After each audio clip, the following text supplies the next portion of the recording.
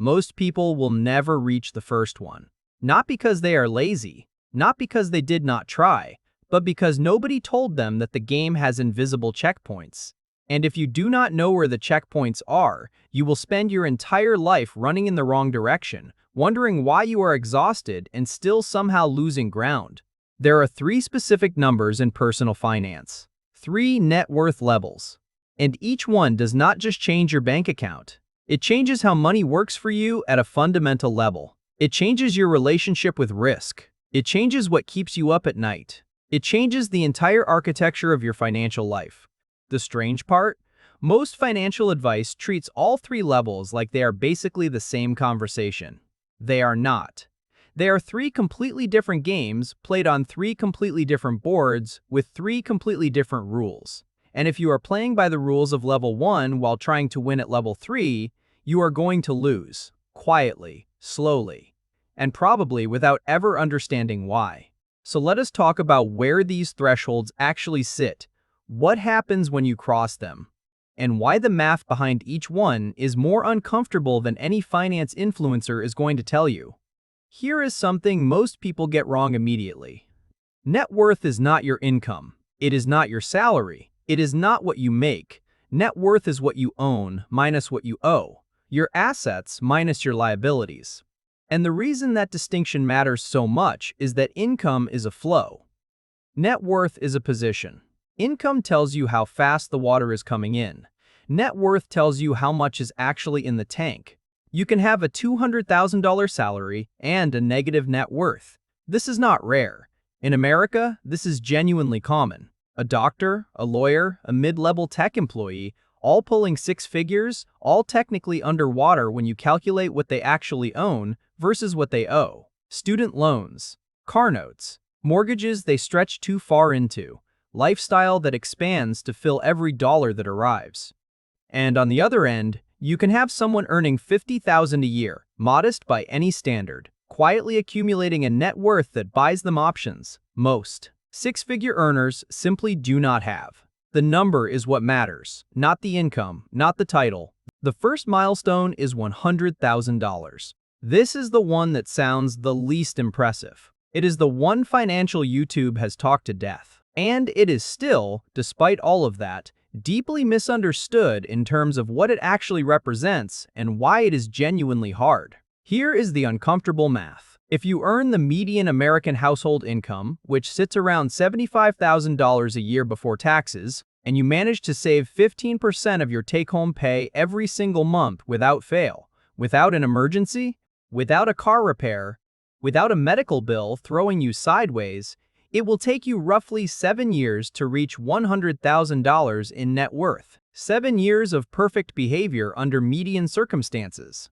Most people do not have 7 years of perfect behavior in them, because life is not a controlled experiment. But here is why 100,000 matters, and why it earns its place as the first real milestone. Compound interest, the thing everyone talks about but almost no one actually feels until they have enough capital for it to be meaningful, starts to become visible at this level. Not dramatic, not life-changing yet, but visible. At $100,000, earning a historical average market return of roughly 7% annually, you are generating approximately $7,000 per year in paper gains, without doing anything, without working a single extra hour. The money is just sitting there, making more money. That is still not enough to live on, not even close.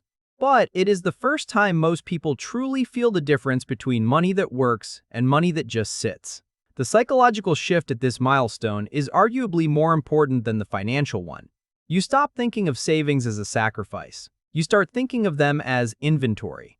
Capital you have deployed into the market that is now generating returns while you sleep. The danger at this level is celebration. People hit 100,000, feel like they have arrived somewhere, and slow down. They upgrade the apartment. They finally take the vacation they deferred.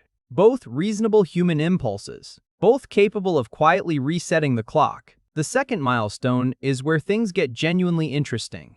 $500,000. This is the number almost nobody talks about. sandwiched awkwardly between the beginner milestone and the one that actually gets attention. And that awkward middle position is exactly why it matters so much. At $500,000 in invested net worth, something changes in the math that most people never get explained to them properly. At historical average returns of 7%, you are now generating approximately $35,000 per year in growth, before you save a single additional dollar.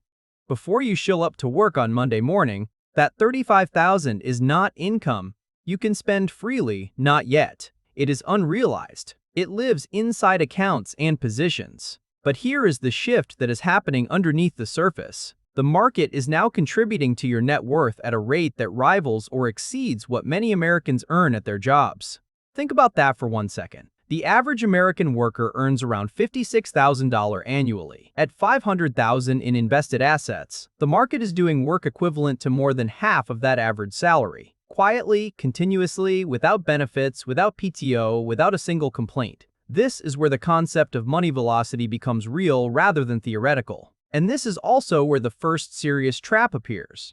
Because $500,000 still feels fragile. A 15% market correction, which is not a catastrophe, it is just a normal bad year, wipes out $75,000 of net worth on paper. For someone who spent years accumulating that, watching it disappear in a quarter feels viscerally wrong. Even though staying the course is statistically the correct decision, the emotional weight of watching six figures evaporate is genuinely hard to manage. This is the level where behavioral finance becomes the actual game. The math is not the hard part anymore. The hard part is making rational decisions in an environment specifically designed to make you feel irrational. Market news. Social media. The colleague who sold everything in October and seems very smug about it right now. The investors who blow up their wealth journey most spectacularly do it here. Not at $100,000, where the stakes are lower. Here, at $500,000, where there is enough to lose that it actually hurts, and just enough that they feel qualified to start making complicated moves. Index funds feel boring at this level. Real estate starts looking interesting. Private deals start getting mentioned at dinner parties. Leverage starts sounding logical. And some of those moves are fine. But the ones made from anxiety rather than strategy, the ones made because watching a balanced portfolio feel slow is painful when you are sitting on $500,000. Those are the moves that turn $500,000 back into $200,000 with alarming efficiency. The boring path through this milestone is genuinely boring. Stay invested. Keep contributing. Do not touch it. Wait. Most people cannot do it, which is part of why the third milestone is so rare. The third milestone is $1 million.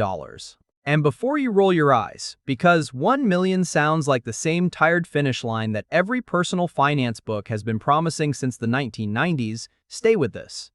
Because the reason 1 million is a genuine milestone has almost nothing to do with what the number looks like in your account. It has everything to do with what the number does to your math. At $1 million in invested net worth, earning historical average returns of 7%, you are generating approximately $70,000 per year in market growth.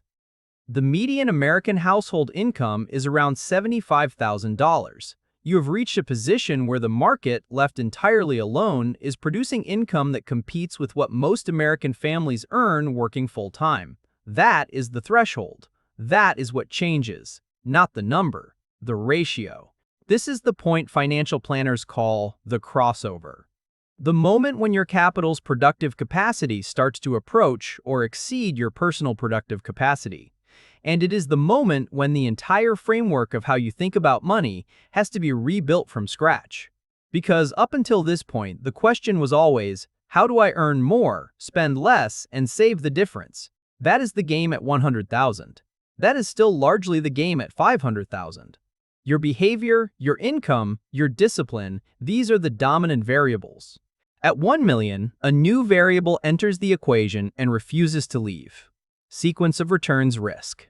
The order in which the market performs across the next decade matters enormously at this level, in a way it simply did not at earlier stages. A bad decade early in retirement or in the years just before it can functionally devastate a portfolio that looked mathematically safe. The classic 4% withdrawal rule, the idea that you can take out 4% of your portfolio annually and not run out of money over 30 years, is a statistical average, and averages hide the uncomfortable reality that timing matters as much as the total. Retire in 2000 into a portfolio that immediately faces the dot-com collapse and then the 2008 financial crisis back to back, and that 4% rule starts to look less like a rule and more like a very optimistic suggestion. This is the irony of the third milestone. You reach the point where money is theoretically working for you at scale, and then you discover that the new risk is not running out of money because you did not save enough. The new risk is running out of money because the market delivered you returns in the wrong order. The game does not get easier at 1 million. It gets different, and different requires different thinking, different structures, and a genuinely honest conversation about sequence, allocation, and time horizon that most people have not had by the time they arrive here. So here is where all three of these milestones converge on something larger. Each threshold represents a different relationship between you and your money. At 100,000, you are still the dominant force. Your behavior, your savings rate, your income, your choices matter more than anything the market does. You are building inventory. The machine is small. At 500,000, you and the market are starting to share the workload. You still matter enormously. But the machine has gotten big enough to be meaningful. And the danger is not laziness or low income anymore. The danger is behavioral. The danger is you making a fear-based decision in a bad quarter that undermines a decade of good ones. At 1 million, the machine is doing most of the heavy lifting, and the danger is structural. It is the way the rules of the game shift at scale in ways that nobody prepares you for when you are still working toward the first milestone. The financial media tends to treat all three of these as points on a straight line. Save more, invest more, compound, repeat. And that framing is not wrong, but it is dangerously incomplete because it implies that the same strategy that gets you to 100,000 will get you to 1 million. It will not. Each threshold requires a different mindset, a different tolerance for boredom, and a different understanding of which risks are actually dangerous versus which risks just feel dangerous. Most financial content is written for one level and applied to all three. Most financial advice is sold at the first milestone and expected to carry someone through the third. That mismatch is expensive. Quietly, over decades, deeply expensive. Here is the question worth sitting with. If you do not know which milestone you are closest to, and you do not have a clear understanding of which game you are currently playing, which risks actually threaten your position versus which ones just make for dramatic news coverage, then what exactly are you optimizing for? Because the uncomfortable truth is this. The people who build real, lasting wealth do not all have the highest incomes. They are not all the most disciplined savers. What they tend to share is an almost boring clarity about where they are in the journey, what the actual rules of that level are, and what the one or two things are that could genuinely destroy their position versus the 10 other things that just feel alarming but are ultimately noise. The milestones are not finish lines, they are thresholds. And crossing each one without understanding what changed means you are playing the new game with the old rulebook. That has a cost. It just takes long enough to show up that most people never connect the cause to the effect. If this gave you a clearer frame on where you actually stand and what actually matters at your level, share this video with someone who is in the middle of building. Not because it has all the answers, but because knowing which questions to ask at each stage is genuinely most of the work. Like the video if the math hit differently than you expected.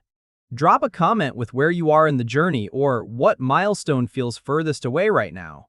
And subscribe if you want to keep getting financial content that skips the motivation and goes straight to the mechanics. The next video goes deeper into something most people at the 500,000 level get completely wrong about risk. You will not want to miss it.